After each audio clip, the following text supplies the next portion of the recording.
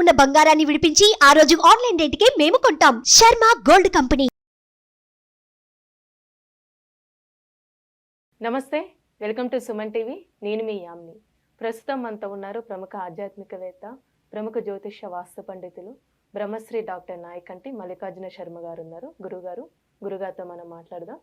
నమస్కారం గురుగారు. నమస్కారం అమ్మా. గురుగారు, ఈ మార్చి నెలలో అసలు 12 రాశుల వారికి ఏ విధంగా ఉంటుందండి? ముందుగా మేషరాశి వారికి ఏ విధంగా ఉంటుందండి? తప్పకుండా అమ్మ. ఓం శ్రీ గురుభ్యో నమః. గ్రహగమన గతులన్నీ కూడా మనం పరిశీలన చేసినట్లయితే మార్చిలో ముఖ్యంగా ప్రధానంగా మేషరాశిలో గురువు యొక్క సంచారం వల్ల అధిక లాభం కలిగే అవకాశం బాగా ఎక్కువగా ఉంటుంది. అంటే అధిక లాభం కలగడానికి కారణం ఏంటంటే మేషరాశి వాళ్ళకి 6వ స్థానంలో ఏదైతే కేతు యొక్క సంచారం, అలానే వాళ్ళకి మిగతా గ్రహాల యొక్క ప్రభావం అనేది కూడా ఎక్కువగా ఉంటుంది. అంటే ఇక్కడ వ్యయస్థానంలో రవి బుధ రాహుల యొక్క కలయిక అనేది మార్చిలో కలుస్తుంది. అలానే వీళ్ళకి 11వ స్థానంలో శుక్రశనుల యొక్క కలయిక, అలానే దశమంలో కుజుడి యొక్క కలయటం వల్ల వాళ్ళకి అధికంగా ఆర్థిక పరంగా కొంత లావాదేవీలు వచ్చే అవకాశం బాగా ఎక్కువ ఉంటుంది. ఆర్థిక పరంగా అనుకూలమైన ఫలితాలు వచ్చే అవకాశం ఉంటుంది. దానికి కారణం ఏంటంటే ముఖ్యంగా 6వ స్థానంలో కేతు. అంటే 6వ స్థానంలో కేతు వల్ల ధనాదాయం అనేది బాగా పెరిగే అవకాశం ఎక్కువగా ఉంటుంది. ఆర్థిక పరంగా లావాదేవీల విషయంలో అనుకూలమైన ఫలితాలు జరిగే అవకాశం ఎక్కువగా ఉంటుంది. అంటే ఆర్థికంగా వాళ్ళకు అనుకూలమైన ఫలితాలు రావడానికి అంటే ఆకస్మికంగా కొంత ధనలాభం కలగటం, ప్రతి పనిలో కూడా ముందుకు వెళ్ళే అవకాశం ఎక్కువగా ఉండటం, అలానే వాళ్ళు అనుకున్నవి సాధించడానికి అవసరమైన తోడ్పాటు జరిగే బంధువులు మిత్రులు వచ్చే అవకాశాలు ఎక్కువగా ఉంటాయి ఇక్కడ. అలానే వీళ్ళకి జన్మంలో గురువు ఉన్నాడు. జన్మంలో గురువు సాధారణంగా నిజం చెప్పాలంటే మధ్య రకమైన ఫలితాన్ని ఇస్తాడు. ఇక్కడ 6వ స్థానంలో కేతు వల్ల, అలానే ఈ మేషరాశి వాళ్ళకి వచ్చేటప్పటికల్లా 11వ స్థానంలో గ్రహాల యొక్క సంచారం వల్ల అనుకూలంగా ఉంటుంది. 11వ స్థానంలో శుక్రుడు ధనకారకుడు, సుఖాన్ని సౌఖ్యాన్ని భోగాన్ని ఇచ్చేవాడు కాబట్టి 11వ స్థానంలో శుక్రుడు శని యొక్క ఫలితం వల్ల ఆర్థిక పరంగా లావాదేవీలు, వృత్తి ఉద్యోగ వ్యాపార రంగాల్లో అనుకూలమైన ఫలితాలు వస్తాయి. ఇక్కడ గురువు వల్ల కాదు స్పెసిఫిక్గా వచ్చేది ఇక్కడ. అంటే 6వ స్థానంలో కేతు, 11వ స్థానంలో శుక్రశనుల యొక్క కలయిక వల్ల 11వ స్థానంలో ఆ 2 గ్రహాలు కలవటము, ఆ 2 గ్రహాలు ఆ స్థానంలో అనుకూలంగా ఉండటం వల్ల ధనపరంగా ఇబ్బందులు లేకుండా జీవితాన్ని కొనసాగించే అవకాశం ఉంటుంది. అలానే 12వ స్థానంలో ఏదైతే రవి బుధ రాహు వల్ల, రవి 12వ స్థానంలో మంచివాడు కాదు కాబట్టి కొంత ఉద్యోగ ప్రయత్నాల విషయంలో కొద్దిగా శ్రద్ధ పెట్టాలి వాళ్ళు. అంటే శ్రద్ధ పెట్టడం అంటే ఏమిటి? వాళ్ళు ఏదైతే ఉన్నత ఉద్యోగం చేస్తున్నారో కొంచెం ఆచితూచి అడుగు వేయటం అనేది చాలా ముఖ్యమైన విషయం. అంటే ఎవరితో కూడా గొడవలు లేకుండా ప్రధానంగా అంటే వాళ్ళ యొక్క స్థితిగతులను చూసుకొని వాళ్ళ యొక్క స్థితి ఎలా ఉంటుంది, వాళ్ళ యొక్క ఉద్యోగ ప్రయత్నాలు ఎలా ఉంటాయి అనేది చూసుకోవాలి. అంటే ఉద్యోగం ఉన్నవాళ్ళు శ్రద్ధ పెట్టాలి, తోటి సహచరులతోటి గొడవలకు దిగకుండా ఉండాలి, పైన ఆఫీసర్లతోటి కూడా చాలా జాగ్రత్త వివరించి ముందుకు వెళ్ళాలి. అంటే ఇప్పుడు ప్రైవేట్ కానీ గవర్నమెంట్ ఉద్యోగస్తులకి ఏ విధంగా ఉంటుందండి? ప్రైవేటు ఉద్యోగస్తుల వాళ్ళకి ప్రమోషన్స్ ఉండవు కానీ లాభం అనేది కలుగుతుంటుంది. అంటే ఆదాయపరంగా ఆర్థిక పరంగా లాభం ఉంటుంది కానీ నూతనంగా ఉద్యోగాలు చేయాలనుకునే వ్యక్తులకు మటుకు మంచి ఉద్యోగాలు వస్తాయి సఫిషియెంట్గా.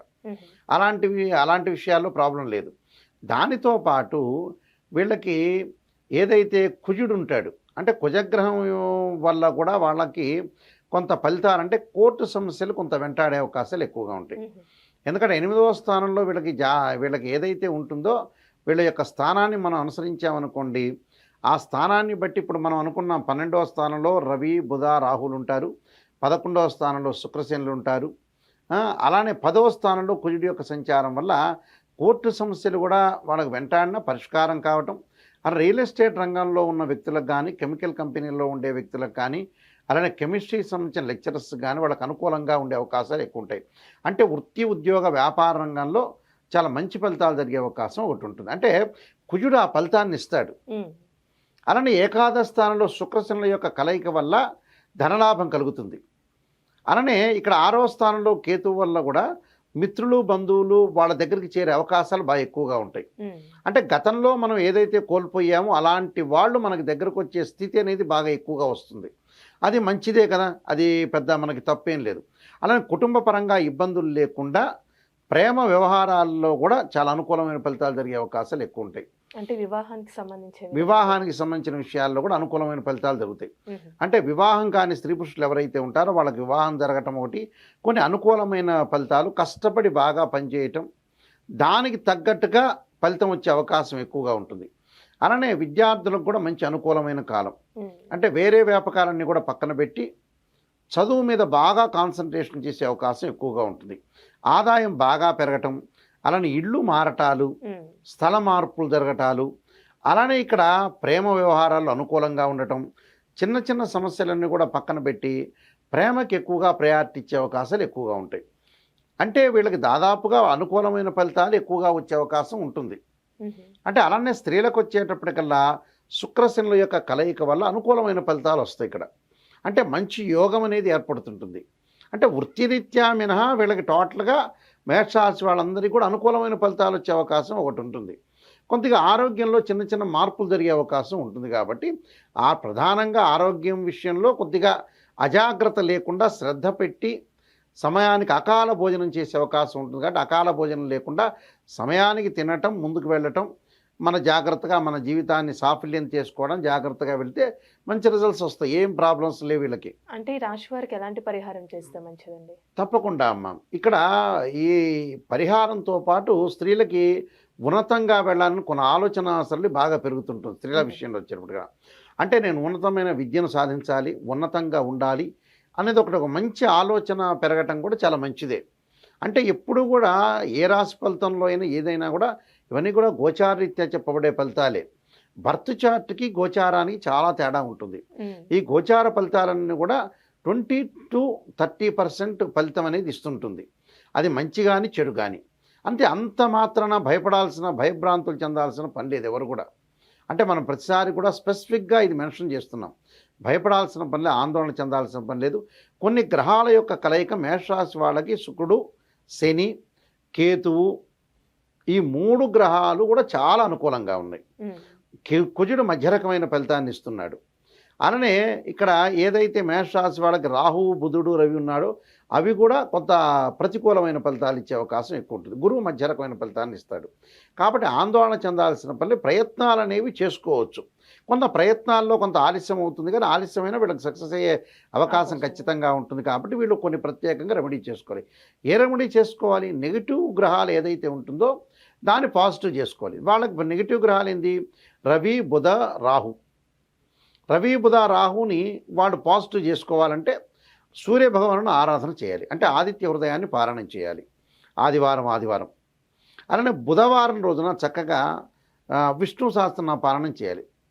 అలానే శనివారం రోజున ప్రత్యేకంగా రాహు యొక్క ఆరాధన చేయాలి. అంటే రాహు అధిష్టాన దేవతని దుర్గాదేవిని కానీ ఆరాధన చేయాలి. చేస్తే మంచిది. అంటే ఆదిత్య హృదయం నేను చదవలేని గురువు గారు ఉండే అని అనేవాళ్ళు కూడా చాలామంది ఉంటారు. అప్పుడు ఏం చేయాలి? వాళ్ళు చేయాల్సిన ప్రత్యేకంగా సూర్యగాయత్రి మంత్రం చదువుకోవచ్చు.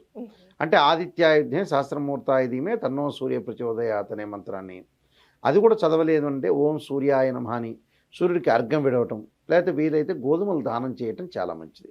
ఇది వేదాల్లో చెప్పారు. బుధుడికి సంబంధించిన విష్ణు సహస్రనామ పారాయణం చేయలేదండి, అంతసేపు నా సమయం ఉండదండి అని అంటే తప్పకుండా వాళ్ళు నారాయణ సంబంధించిన అష్టాక్షరి మంత్రాన్ని ఓం నమో నారాయణాయ నమః అనే మంత్రాన్ని చక్కగా చేసుకోవచ్చు. ఎక్కడైనా సరే సమయం వీలున్నప్పుడు కూడా చేసుకోవచ్చు. అంటే ఇంటి దగ్గర కానీ ఆఫీసులో కానీ ఏదైనా సమయం ఉంటే అలానే పనులు మానుకొని చేసుకోమని చెప్పం. కానీ అలానే రాహు అధిష్టాన దేవత దుర్గాదేవి, ఆడవాళ్ళు కూడా అమ్మవారిని దుర్గాదేవిని ప్రసన్నం చేసుకోవటం ఒకటి. వీలైతే విద్యార్థులు వచ్చేటప్పుడు దక్షిణామూర్తి శ్లోకాన్ని చదువుకుంటే చాలా మంచిది. ఇవి చేసుకుంటే చాలా చక్కని మంచి రెమెడీస్ అని దాదాపుగా వీళ్ళకి ఆ 3 గ్రహాల వల్ల 75% మార్చి నెలలో మంచి ఫలితాలు వచ్చే అవకాశం ఖచ్చితంగా ఉంటుంది. మనం బద్ధకం లేకుండా పని చేసుకోవాలి. అది చాలా చక్కగా తెలియజేస్తారండి. ధన్యవాదాలు. నమస్కారం.